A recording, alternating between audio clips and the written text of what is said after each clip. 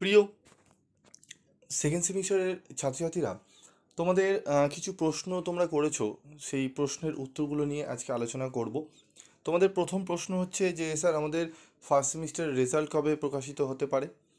আমাদের সেকেন্ড সেমিস্টারে কবে পরীক্ষা হতে পারে? আমাদের সেকেন্ড সেমিস্টারে স্যার সিভ্যাক পেপার যে রয়েছে, সিভ্যাক পেপারের ব্যাপারটি কী? এই প্রশ্নগুলো করেছো। এবং আমাদের সেকেন্ড সেমিস্টারেও কি 7টি সাবজেক্ট পড়তে হবে? এই সমস্ত প্রশ্নগুলো তোমরা করেছো। আমি তোমাদের আজকে আলোচনা করে দেবো এই সমস্ত প্রশ্নের উত্তরগুলো নিয়ে। ঠিক আছে, তো চলো এক এক করে আমি প্রশ্নগুলো তোমাদের বলি। তোমরা জিজ্ঞেস করেছো সেমিস্টার 2-এ কটি সাবজেক্ট পড়তে হবে, সেমিস্টার 1-এর পাস নম্বর কত, সেমিস্টার 2 পরীক্ষা কবে হবে, সেমিস্টার 1 সাপ্লি পেলে কি হবে, সেমিস্টার 2-এর সাজেশন নোটস বই স্যার কোথায় পাবো, কোন বই কিনলে খুব ভালো হয়, এই প্রশ্নটি করেছো। সেমিস্টার 1-এর রেজাল্ট কবে বেরোতে চলেছে। তো প্রথমে আমি তোমাদের বলি যে সেমিস্টার 1-এ সাপ্লি পেলে কি হবে। ঠিক আছে, তোমাদের এই সাপ্লি ব্যাপারটি বলি। দেখো, ফার্স্ট সেমিস্টারে প্রথমে হচ্ছে, তোমরা ফার্স্ট সেমিস্টারে 7টি সাবজেক্টে পরীক্ষা দিয়েছো। ইন্টারনাল দিয়েছো, হোম সেন্টারে দিয়েছো, এবং তোমরা হোম সেন্টারে বাইরে গিয়ে দিয়েছো। টোটাল 7টা সাবজেক্টে তোমরা পরীক্ষা দিয়েছো। এই 7টা সাবজেক্টে প্রত্যেকটা সাবজেক্টে 30% করে মার্কস তোমাদের পেতে হবে। যদি 30% নাম্বার তোমরা যদি না পাও, এবার যেই নাম্বার তোমার বরাদ্দ রয়েছে, ঠিক আছে, সেই নাম্বার অনুযায়ী 30% পেতে হবে। তোমাদের 75-এ যে পরীক্ষাগুলো হয়েছে, সেখানে তোমাদের 30% পেতে হবে। ঠিক আছে, তোমাদের 22 নম্বর, 22 থেকে 23 নম্বর তোমাদের তুলতে হবে, 23 নম্বর মতো তুলতে হবে তোমাদের 75-এ। এবং তোমাদের 50 নম্বরে যেগুলো পরীক্ষা হয়েছে, সেখানে তুলতে হবে 15। এবার তোমরা বলবে স্যার, অনার্সে তো আমাদের 40% জানতাম, সেই ব্যাপারটি কি? অনার্সে তোমাদের 40% পেতে হবে, সেটা অনার্স টিকিয়ে রাখার জন্য, সাপ্লি টিকিয়ে রাখার জন্য নয়। কিন্তু সাপ্লি পাওয়ার রুলস হচ্ছে, মিনস হচ্ছে 30%-এর যদি নিচে পাও, ঠিক আছে, অনার্স হোক বা জেনারেল হোক, 30%-এর যদি নিচে কোনো কারণবশত নাম্বার হয়ে যায়, তাহলে সেই সাবজেক্টটিতে তোমাকে আবার পরীক্ষা দিতে হবে। ওই পরীক্ষা দেওয়াটাকেই বলে সাপ্লিমেন্টারি এক্সাম, বা যেই সাবজেক্টে তুমি কম পেয়েছো সেটাকে বলে সাপ্লি। সেই সাপ্লি তোমাকে ক্লিয়ার করতে হবে। তুমি ফার্স্ট সেমিস্টারে সাপ্লি পেলে, যখন থার্ড সেমিস্টারে উঠে যাবে, পরের বছরে যখন ফার্স্ট সেমিস্টারে নতুন ছাত্রছাত্রীরা যখন পরীক্ষা দেবে, তখন তোমরা কিন্তু সুযোগ পাবে আবার সেই সাবজেক্টটা ক্লিয়ার করার, মানে ফার্স্ট সেমিস্টারে যে সাবজেক্টে তুমি কম নম্বর পেয়েছো। এই ব্যাপারটিকেই বলে সাপ্লি। এবার প্রথম হচ্ছে বিষয়টি যে সাপ্লি পেলে স্যার আমাদের কী হবে। দেখো, সাপ্লি পেলে তোমাদের প্রথমেই যেটি অসুবিধা হবে, তোমরা স্কলারশিপ অ্যাপ্লাই করতে পারবে না। স্কলারশিপে তোমরা ধরো সাপ্লি একটা সাবজেক্টে পেয়েছো, তোমরা 60% অ্যাবভ হয়ে গেছে ফার্স্ট সেমিস্টার এবং সেকেন্ড সেমিস্টার মিলিয়ে। ভালো করে বুঝবে, ফার্স্ট সেমিস্টারে ধরো একটাও সাপ্লি হয়নি, তোমরা বলে স্যার আমরা তো ফার্স্ট সেমিস্টারে 75% নাম্বার পেয়েছি, তাহলে তো আমরা স্বামী বিবেকানন্দ স্কলারশিপে অ্যাপ্লাই করতেই পারি। হ্যাঁ, অবশ্যই করতে পারো, কিন্তু তখন করতে পারবে না। ফার্স্ট সেমিস্টারের এবং সেকেন্ড সেমিস্টারের দুটো নাম্বার মিলিয়ে 60% রাখতে হবে, এবং কোনো পেপারে যেন সাপ্লি না থাকে, তাহলেই তুমি অ্যাপ্লাই করতে পারবে। তাহলে প্রথম ক্রাইটেরিয়া হচ্ছে তোমাকে সাপ্লি যেন কোনো সাবজেক্টে না হয়, কম হলেও চলবে। ধরো অন্য অন্য সাবজেক্টগুলোতে বেশি পেয়েছো, 80, 85, 70 এরকম পেয়েছো, কোনো একটা সাবজেক্টে ধরো একটু কম পেয়েছো, ঠিক আছে, 40% পেয়েছো, বাকিগুলোতে ধরো 70%।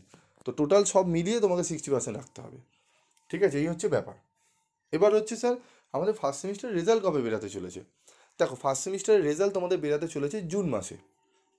জুন মাসের দিকে তোমাদের রেজাল্ট বেরিয়ে যাবে। ঠিক আছে, জুন মাসের ফার্স্ট উইকের দিকে বেরানোর কথা, মের এন্ডেও বেরাতে পারে, না হলে জুনের ফার্স্ট উইকের মধ্যে তোমাদের রেজাল্ট প্রকাশিত হয়ে যাবে বিএ, বিএসসি এবং বিকমদের। বোঝাতে পারলাম? এবার হচ্ছে যে স্যার, আমাদের সেমিস্টার ওয়ানে 5 নম্বর তোমাদের বলে দিলাম 30%।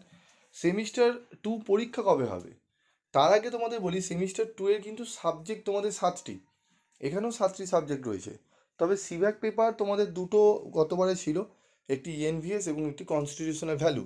এবারে ইএনভিএস তো থাকছেই, তার সাথে যে কনস্টিটিউশনাল ভ্যালু যে সাবজেক্টটি ছিল, সেই সাবজেক্টটি আর সেকেন্ড সেমিস্টারে থাকছে না।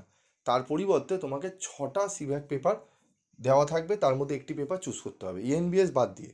ইএনভিএস তো থাকছেই, কম্পালসারি সবাইকেই পড়তে হবে। তার বাইরেও 6টা আরও সিভ্যাক পেপার রয়েছে, সেখানের মধ্যে তোমাকে যে কোনো একটা পেপার চুজ করতে হবে, বা অনেক সময় কলেজ তোমাকে বলে দেবে যে এই পেপারটা আমাদের কলেজে পড়ানো হয়, এই পেপারটি তুমি নিতে পারবে। সেটা তোমাকে দেখে নিতে হবে, সবার একই নাও হতে পারে। ঠিক আছে, সেই পেপার সম্পর্কে যদি জানতে চাও যে কটা পেপার আছে, কোথা থেকে কী পাবো, তার একটা আলাদা করে ভিডিও আমি পোস্ট করে দেবো, তোমরা কমেন্ট বক্সে লিখে জানালে আমি অবশ্যই আলোচনা করে দেবো। বোঝা গেল? এবার হচ্ছে সেমিস্টার 2 এর পরীক্ষা স্যার কবে হবে? দেখো তোমাদের সেমিস্টার 2 এর পরীক্ষা, তোমাদের সেমিস্টার 2 এর পরীক্ষা জুলাই মাসে হবে। ঠিক আছে, জুলাই মাসে তোমাদের পরীক্ষা সেকেন্ড সেমিস্টারে হতে চলেছে। তোমাদের 6 সেমিস্টারের পরীক্ষা শেষ হলেই তোমাদের কিন্তু সেকেন্ড সেমিস্টারের পরীক্ষা শুরু হবে। ফোর্থ সেমিস্টারের পরীক্ষা কিন্তু পরে হবে, সেকেন্ড সেমিস্টার হয়ে যাওয়ার পর এবারে ফোর্থ সেমিস্টারে কিন্তু পরীক্ষা হবে। তাই সেকেন্ড সেমিস্টারের পরীক্ষা কিন্তু জুলাইয়ের দিকে হতে চলেছে। ওকে, ভালো করে বিষয়গুলো মাথায় রাখবে। ঠিক আছে, বোঝা গেল বিষয়টি? আরেকটি রয়েছে যে সেমিস্টার 2 এর সাজেশন নোটস বই কোথায় পাবো? দেখো সাজেশন নোটস বই তোমরা এইচএসের মতো তোমরা ফার্স্ট সেমিস্টারও পরীক্ষা দিয়েছো, ওরকম কিন্তু বই অ্যাভেলেবেল পাওয়া যায় না। যে বইগুলোই কেন উত্তর হয়তো কোনো কোশ্চেনের উত্তর তোমরা কলেজে দিচ্ছে পাচ্ছ না, ঠিক আছে, কোনো ইয়ারের কোশ্চেন হয়তো ওখানে নেই, তো এরকম থাকে। পুরো সাজানো পুরো ইয়ার ভিত্তিক প্রশ্ন তোমরা পাবে না। আর তোমরা সাজানো গোছানো পুরো বই, প্রপার বই তোমরা একটি বইয়ের মধ্যে পাবে না, তোমাকে 2-3টে রেফারেন্স বই নিয়ে কিন্তু কাজ চালাতে হবে।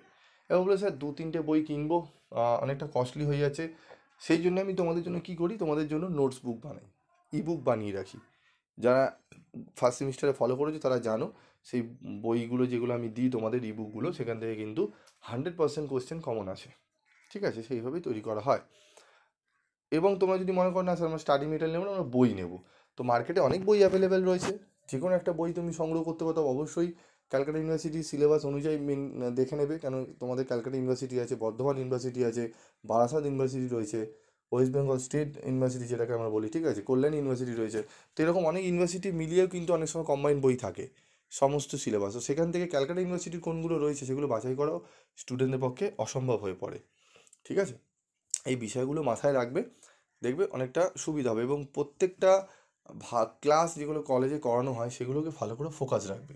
ঠিক আছে, দেখবে অনায়াসে তোমরা ভালো রেজাল্ট করতে পারছো। ঠিক আছে, এবং তোমরা আরও কিছু যদি জানতে চাও অবশ্যই তোমরা আমাকে কমেন্ট বক্সে জানাবে, আমি অবশ্যই তোমাদেরকে শেয়ার করব। ঠিক আছে, তো আজকের মতো এই ছিল তোমাদের প্রশ্নের উত্তরগুলো।